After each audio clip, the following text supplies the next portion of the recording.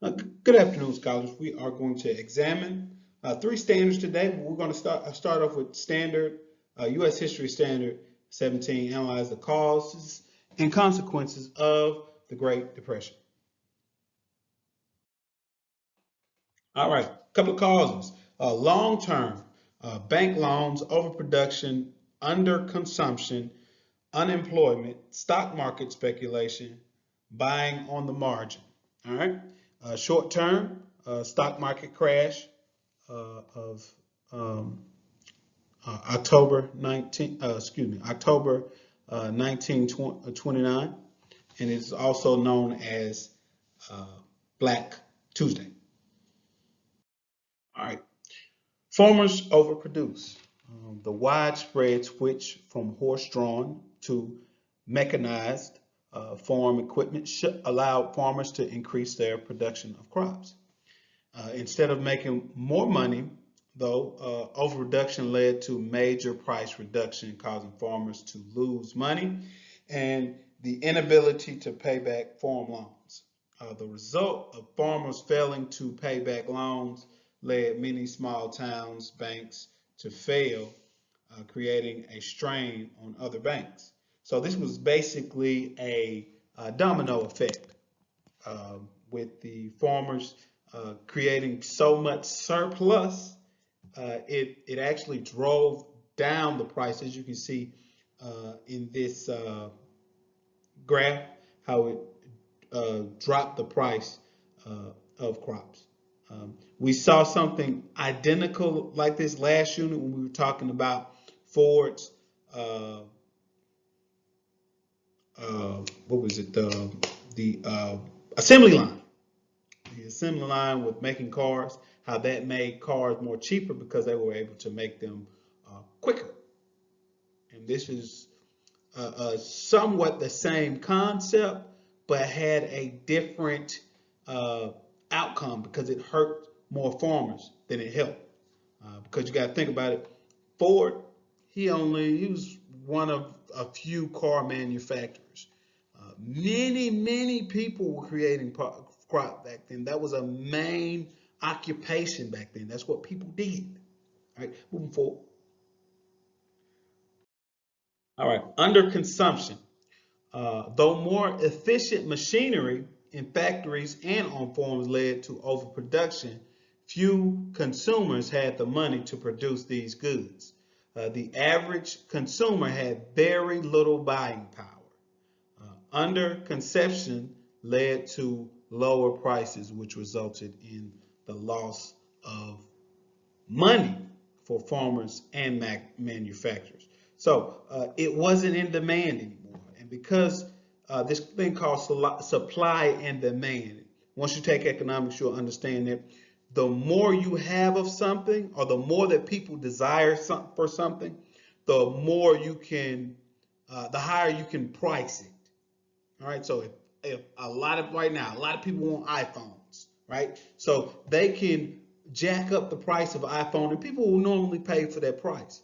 But if people really didn't want iPhones as much, they wouldn't be of value because nobody would want them. If nobody wants them, they don't get a higher price. Move forward. Causes of the Great Depression. All right, again, back to these causes again. Overproduction and low demand leads to employee layoffs.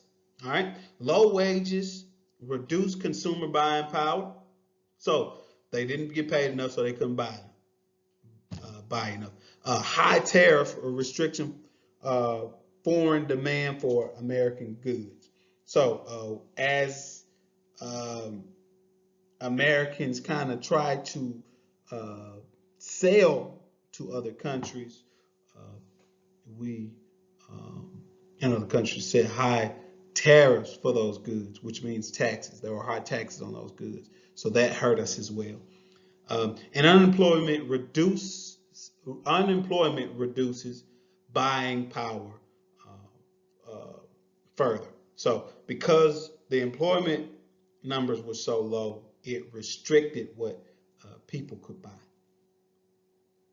All right, move forward. All right, because of the Great Depression, this is basically a cycle of events. Automobiles sales decline. Uh, uh, this loss of demand meant less demand for textiles. That's fabric, like fabric in a car, things of that nature. Gas and oil, because you need gas to make oil. Steel, rubber, because you use those items to build cars. All right. The industry slowed, which caused lower wages and unemployment. So because they didn't have that much money coming in, they had to cut people. They had to cut people, not cut people, but cut people's jobs. Because they had to cut people's jobs, then they had to also lower wages because there wasn't enough to go around. So, and this all helped contribute more um, to people's inability to be able to buy things, especially cars. And that decline just kept going around in circles and circles, as you can see in that chart. Moving forward. All right. The stock market speculation. In the late 1920s, many Americans began to invest heavy in the stock market. Americans invested in high risk stocks that would allow them to make a lot of money quickly or lose a lot of money quickly. All right. Speculators were those who tried to make quick money on the stock market. Many speculators bought stock on margin. Buying on margin meant that spectators borrowed money to buy stocks. This works if the stock price goes up, but it is disastrous if the stock prices fall. Many speculators of the 1920s borrowed 90% of the stock's value. So they borrowed money that they didn't have to get stocks in order to make money. All right. Now, when those stocks failed, they didn't have the money to to compensate for that. And because they didn't have that money to compensate that, ultimately the banks, the stock market, other people, or the economy ended up really taking a big hit because of that. So think of it like this: if stocks cost $100, some people will borrow $90, and if the stock price began to fall, you would then have to pay back the money you borrowed, which many speculators didn't have at the beginning. So they didn't have the money in the beginning. That's why they borrowed the $90. So now, not only do you have to pay the $90 back, but you got to pay that 10 back too, because you lost that $10 from that money. Moving forward. Stock market crash, again, October 19th, 1929. Of course, it's known as Black Tuesday, as I said before. This sparked a chain of events that quickened the collapse of the U.S. economy. Americans, fearful of the dip in stocks, tried to withdraw their money from the banks, causing the banks to fail. So, what a lot of people did during that time, when they saw that people were losing their money, stock markets were going down, they wanted to go in and they wanted to get their monies so they wouldn't lose their money when the banks crashed, or uh, when the banks closed, or when the banks uh, had even more problems. So this added on to the scare, because it ended up making the banks close, because once people started to draw their monies out, they didn't have any money to repay anybody or to stabilize themselves. All right, the Great Depression. This was a worldwide, emphasize the word worldwide, economic depression that took place from 1929 till 1941, which was the beginning of World War II. In 1933, the lowest point of the depression, over 15 million Americans were unemployed and over half of the nation's banks had failed. All right. B, explain the factors, including overfarming and climate, that led to the Dust Bowl and the resulting movement and migration west. Now, as you can see the migration in the West. You could see that some people were moving from Texas over to California, Albuquerque, and New Mexico, and toward places like Dallas and Houston. And as you can see, that area in the middle is the area where you could see the loss of the topsoil, the loss of that soil where they could plant. And I will pause and really go over this chart as we are going through this PowerPoint.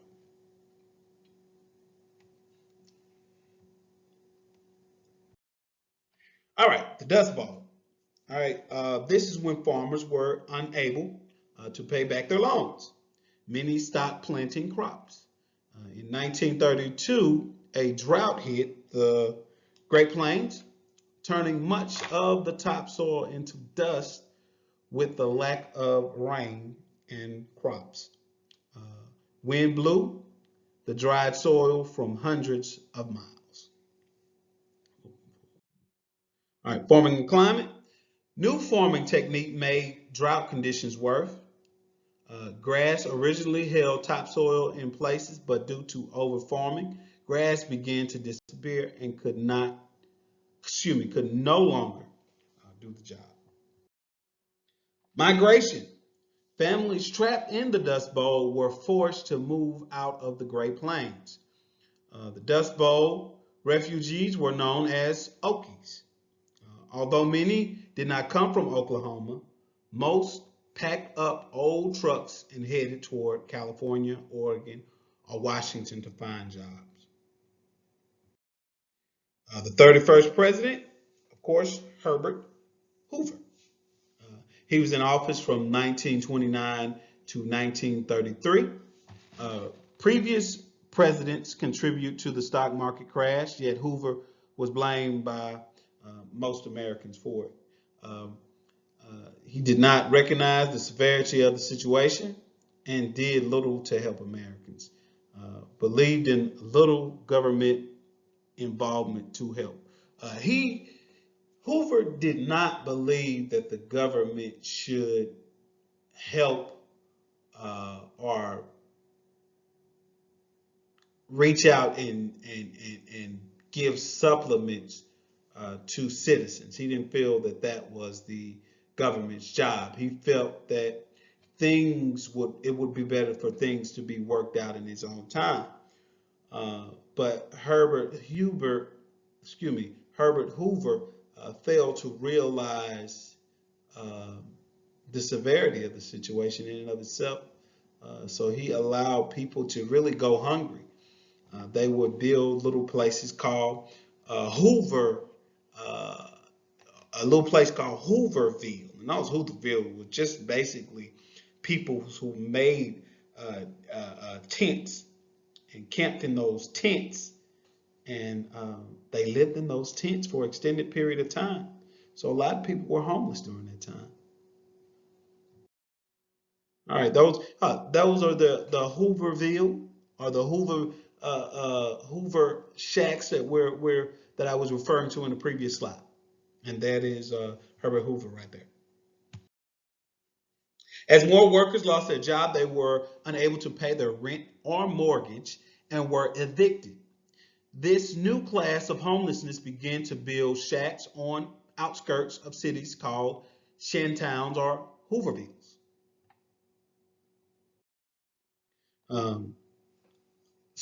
Now we're on to standard 18. Evaluate Franklin D. Roosevelt's New Deal as a response to the Great Depression and compare how governmental programs aided those in need. All right, Franklin Delano Roosevelt. He was the 32nd president of the United States, and he was in office from 1933 to 1945. He served or was elected for 4 terms.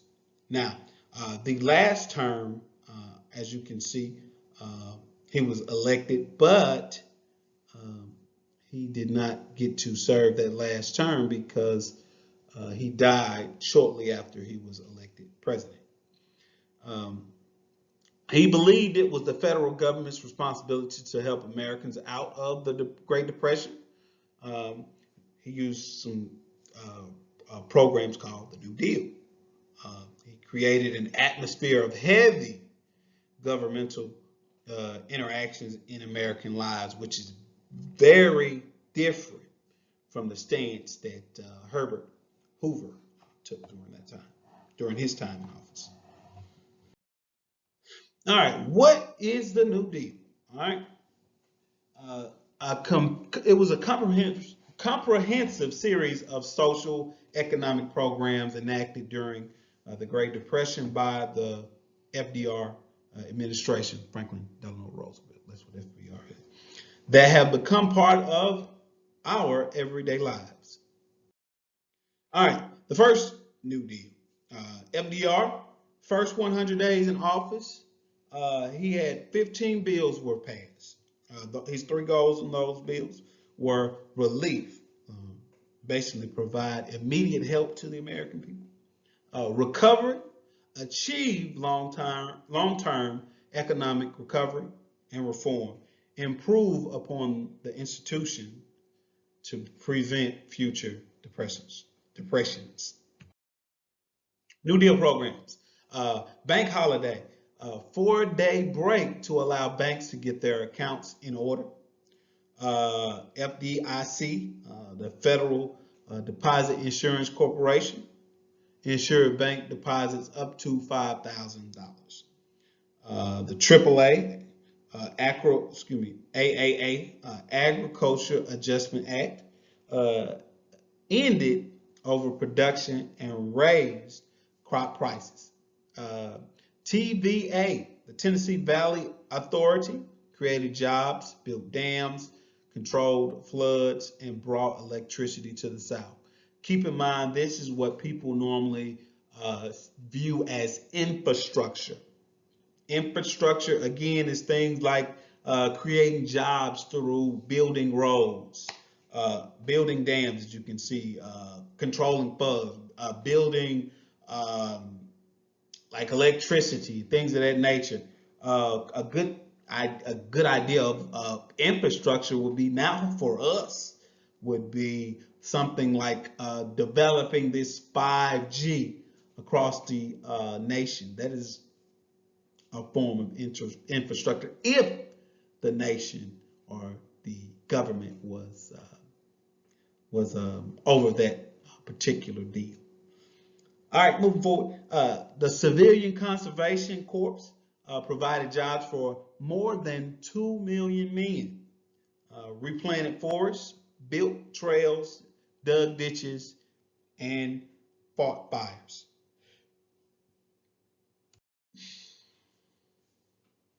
All right, you can see here where this is an example of where some of the infrastructure happened in that period of time.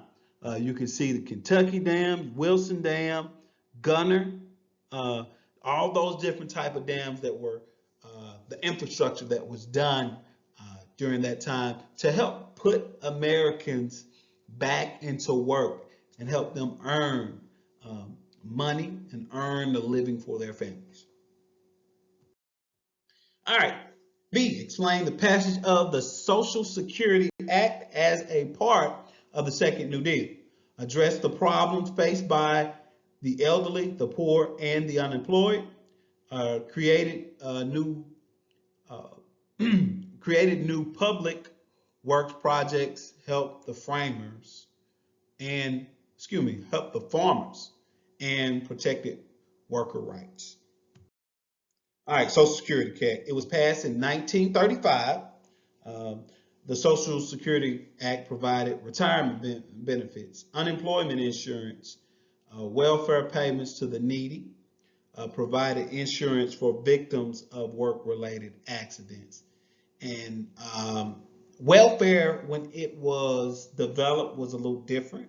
If you had a man in the house, most cases, you could not uh, get welfare, for women at least, um, early on in those days. So we've had some developments in that has allowed certain welfare to be extended to certain individuals. Also, with the Social Security, it's almost a given that it's taken out of your paycheck before you get it. So when you all at 16, most of you all are, when you all had got your first job, you probably saw that Social Security. It was probably what, Medicaid, Medicare, those type of deals, and it took a good percentage out of your check a week or whatever pay period that you had. So you see those things now. There are some issues that are going on with it now. I will speak to you all about that in real time. But for the purpose of the PowerPoint, I will move forward. All right, Social Security Act. It had many flaws. It did not apply to domestic farmers. It included many, including many African Americans. Women received smaller benefits than men. All right, and analyze political challenges to Roosevelt's leadership and New Deal programs. Americans believed that under Roosevelt, the government had too much power. They thought that the government was running business, spending large sums of money, and creating an even larger national debt. Some believe he had not done enough to help the Great Depression end. So, of course, Roosevelt doing all these type of things, you always are going to have uh, other people who are pretty much naysayers or think that they can provide better ideas uh, or see uh, something more than you see. So he did have opponents during that time, even though he was probably one of the most beloved presidents in and of his time. He still faced opposition from the opposing party, of course, and other politicians as well. All right, moving forward. Huey Long, perfect segue for him. Uh, Roosevelt's New Deal programs had opponents, including Huey Long, a senator from Louisiana. He started Share the Wealth clubs, believing that the government should take money from the rich and give it to the poor. And he wanted to run for president, but he was assassinated in 1935. Court packing. The Supreme Court had struck down several of Roosevelt's programs, declaring them unconstitutional. In an attempt to control the Supreme Court, Roosevelt sent Congress a bill which would allow him to increase the number of justices on the court. This would allow Roosevelt to appoint justices who were friendly toward the New Deal. Now, we see some of that now. Much talk of it now, especially in this election, which is, it may be a little bit closer to finding a winner, but as of this time right now, which is Wednesday, we don't have a winner. But should Biden win, and so a lot of people are concerned that he will pack the court, meaning, as stated, he would add justices to even what the balance is now, 6-3. Now, I will take time now to discuss that to you all in real time. Mr. Johnson. All right, court packing. After much protest by Congress and many Americans, the bill was killed in the Senate. Roosevelt overestimated his power.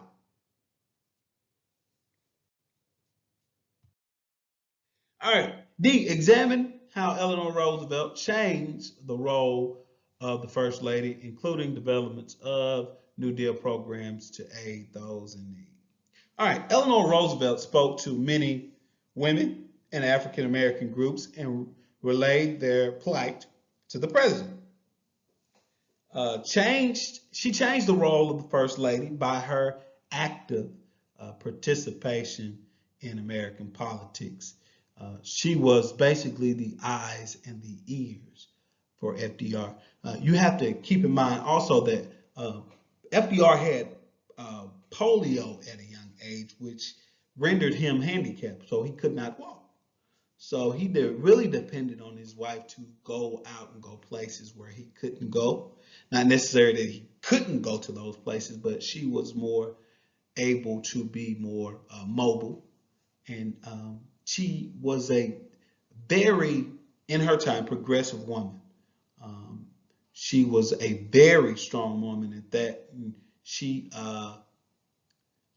really did expand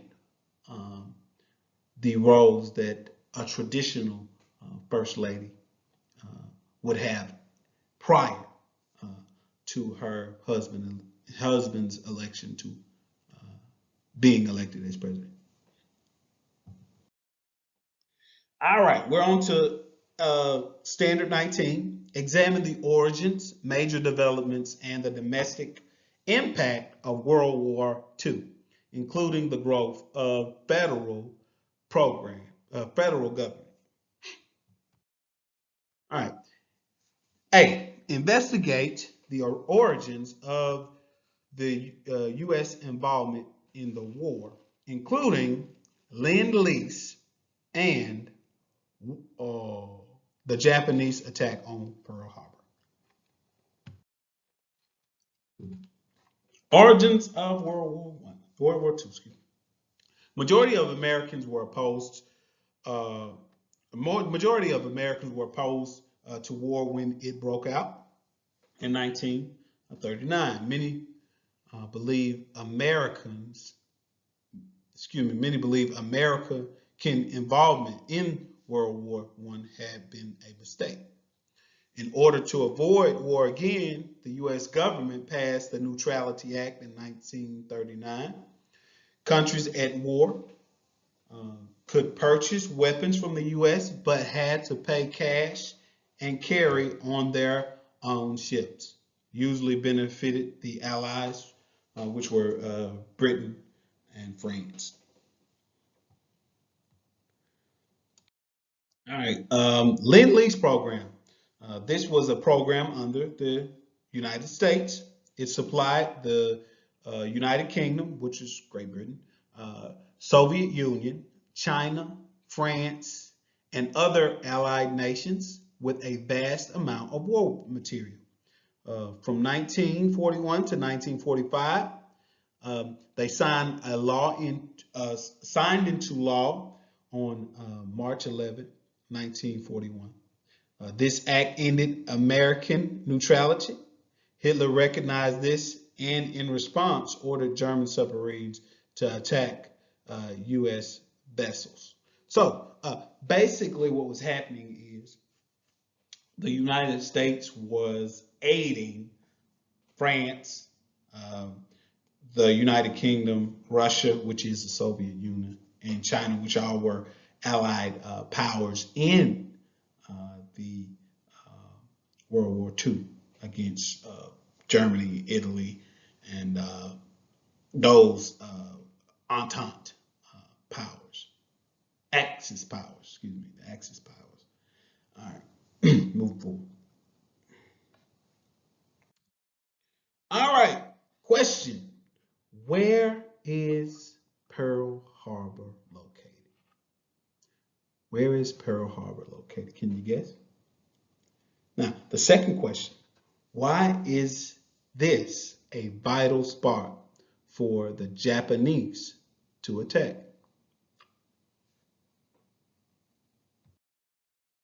All right, Pearl Harbor was also called Operation Z by Japanese Imperial General Headquarters.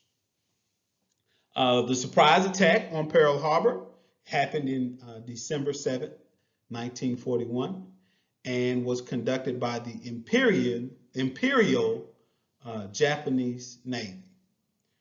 War was declared on Japan the next day, resulting into the U.S. entry into the war.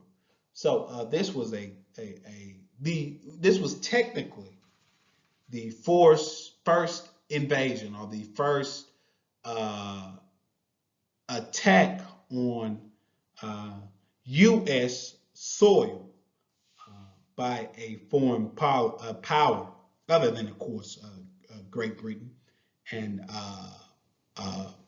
the Civil War. So this was a huge event. It killed a lot of people on the base, and they were basically like sitting ducks. They didn't know what was going on, and it happened. And it was a catastrophic event. And it helped encourage the American public to support the war, joining into World War II. Because Roosevelt, he wanted to get involved into the war, but he was apprehensive about it because he knew he could not get the public to support the war. But this event helped him mobilize the U.S. and go into war, because now you had a real reason to go to war, and support from the American public, by the way. All right, main goals of the Japanese for the attack. They wanted to destroy the air carriers. They were out at sea, away from the harbor. They wanted to destroy as many of the other ships as possible, mainly battleships. The USS Arizona completely sunk, killing 1,177 crew members. Crippled the U.S. Navy in an attempt to immobilize them for a target of 6 months. Destroyed the oil supply, would potentially immobilize the Pacific Fleet for an estimated span of 2 years. So this was all a supposed tactical action, because they, as I said before, they were supplying ships and equipment, war equipment, to the Allied powers. Then they wanted to find a way. This was their solution in slowing down that aid, or preventing that aid to meet the Allied powers of France, Great Britain, Russia, and China moving forward. All right, as you can see, that is a picture of a battleship. All right, and as you can see, that looks to be in New York City, if I'm not mistaken.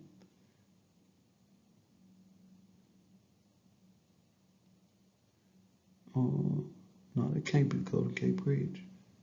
Maybe that's Golden Gate Bridge. I gotta double check that. All right, here you can see some of the pictures of the carnage that happened within that particular battle.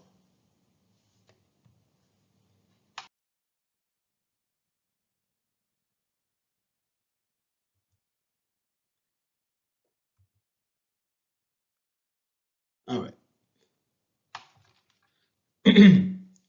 War mobilization. As you can see, these were the automobiles that were produced in the millions. All right.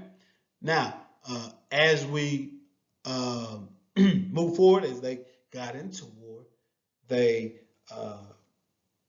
kind of pushed aside the production of automobiles for the production of tanks.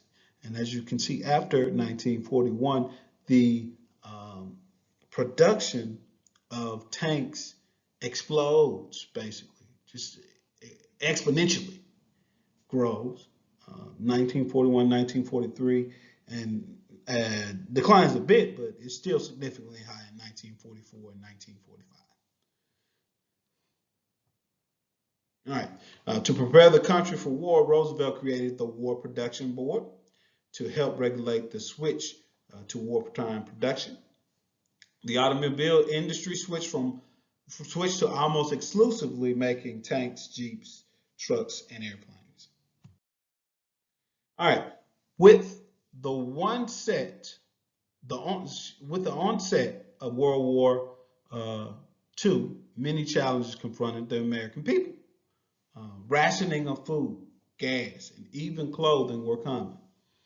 Americans were asked to conserve everything. So this was a great American duty at the time to scale back in your consumption of certain goods. So for us, it could be maybe certain situation almost like that. We had to scale back on buying that tissue some, because a lot of people were, out there buying tissue and selling tissue on Amazon and eBay for overwhelming prices, unrealistic prices. Y'all remember this going on in March? It was a good little time before we were able to get tissue for some of us. All right, moving forward. When did women also work outside of the home when men were off at wartime?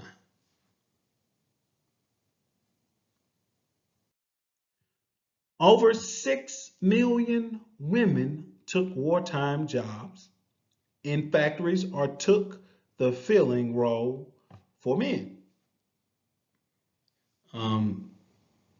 3 million women volunteered with the Red Cross, and over 200,000 women served in the military. The most famous propaganda tool used to draw women into the workforce was Rose the Riveter. As you can see, that's Rose the Riveter on your right hand side. Move forward. African Americans, they hoped the war might provide jobs and help their economic status. Many joined organizations that promoted equal rights, like the NAACP. Nearly 1 million joined the war effort but served in segregated units. Of course, segregated means separate units. They had their own African American units. All right. A. Philip Randolph. A. Philip Randolph marched to D.C. to fight against segregation in the U.S. Armed Forces, establishing protections against discrimination, tried to pressure the government and President FDR into equal rights for everyone to be in the military. If it costs money to finance a march on Washington, let Negroes pay for it. If any sacrifices are made for Negro rights in national defense, let the Negro make them.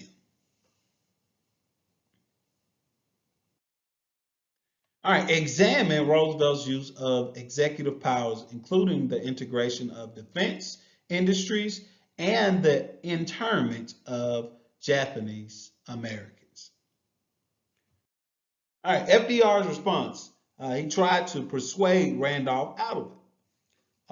When persuasion failed, Executive Order 8802 was issued, barring discrimination in defense industries and federal bureaus.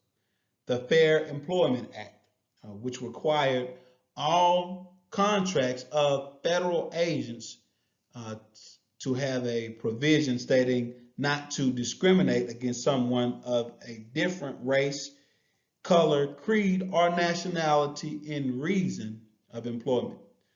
When this occurred, the march was called off. Japanese internment, relocation and internment of approximately 110,000 Japanese citizens, Japanese Americans who were too close to the Pacific. Government was afraid of spies, referred to as war relocation camps. FDR authorized the internment with Executive Order 9066 on February 19, 1942, allowed military commanders to designate exclusion areas for Japanese Americans or terrorists. So this Pearl Harbor led to a lot of discrimination, especially toward Japanese or even Asian Americans. They were ripped from their homes and they were forced to go to these internment camps. And these internment camps were not that great. Were not that great at all. And it's almost a disappointing time in our history to know that we removed people from their homes and placed them in places like this, even though this was a result of Pearl Harbor and fears from Pearl Harbor. It's still a unfortunate event that was a repercussion or a result of Pearl Harbor. Examine the European theater, including the difficulties the U.S. faced in delivering weapons, food, and medical supplies to troops, D-Day, and the fall of Berlin. All right, the European theater. All right, fighting was primarily land-based, large-scale bombing raids. More countries were involved. German soldiers tended to surrender when defeat was apparent. V-Day was May 1945. D-Day, the landing of the Allied invasion along the beaches of Normandy in France, aka Operation Overlord and Neptune during World War II. This was on June 6, 1944, and conducted in two phases. First was an air assault landing of 24,000 British, American, and Canadian and Free French airborne troops. Amphibious landing of Allied infantry on the coast of France. Mass numbers of casualties on both sides. Of course, it was an Allied victory. Now, to give you some type of insight of this, I don't know if you all have ever seen Band of Brothers or played, what game is that? I forget the name of the game, but it happens on Normandy. Normandy, they came off on onto this beach in France, of course, and they dropped the compartment where the people would come out. And as soon as they ran out, they were just almost like sitting ducks, and they were, it was straight carnage, I'll see if I can play a small video clip of that for you all, so you all can get a definite understanding of what it was to come out in Normandy on D-Day. Facts of D-Day. It was the largest amphibious invasion of all time with 160,000 troops. What does amphibious mean? Over 5,000 ships were in use. Total width of the D-Day invasion was 61 miles. Until the very last minute, Normandy was the most heavily guarded secret. 17 million maps supported the mission. Training maps were used as fake names. All right, there you can see Normandy. That is Normandy there on the top left-hand side, and you can see how they exit upon the beaches of Normandy. And look at all those ships in the back, and you can see troops there. And you can see the injuries that some of the troops sustained in the bottom left-hand quarter. And you can see there at the bottom right-hand how it was that they had to get off those ships and meet them on the beach of Normandy to invade Normandy.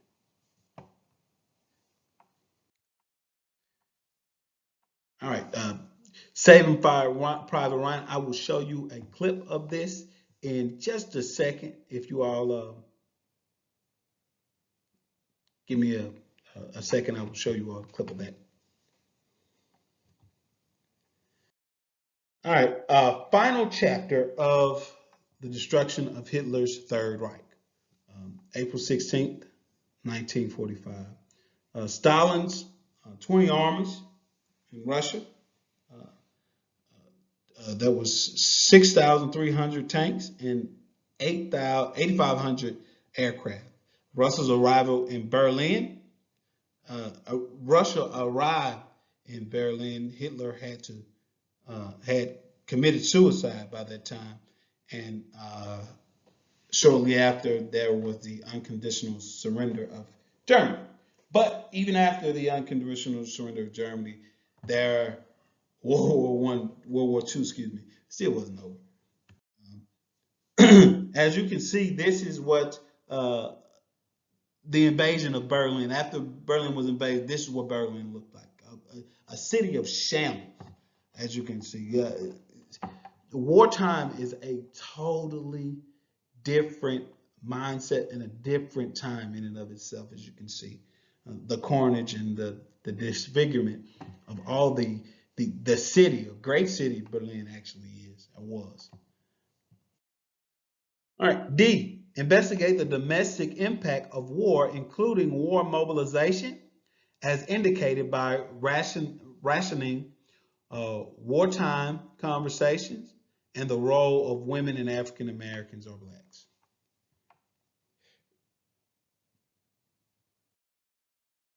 All right, tell me, what does mobilization mean? Also, tell me, what does rationing mean?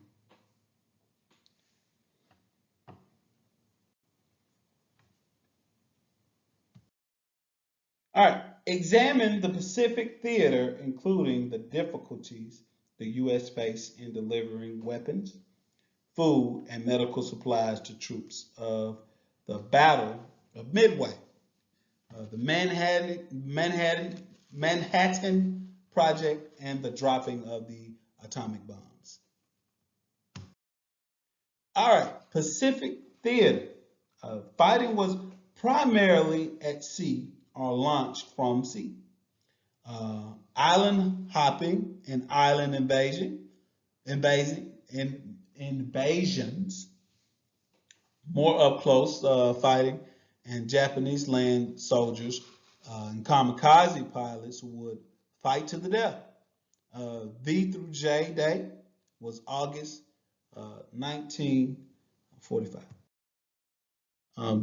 The Battle of Midway was the most important naval battle in the Pacific in World War II, June 4th through June 7th, 1942, approximately 6 months after Pearl Harbor. It was a major win for the U.S. as they defeated the Imperial Japanese Navy, caused irreparable damage to the Japanese fleet, and led to the beginning of island hopping. All right, this is the Battle of Midway. You can see a couple pictures from there and see how devastating that battle was at sea. How did the Battle of Midway change the war in the Pacific?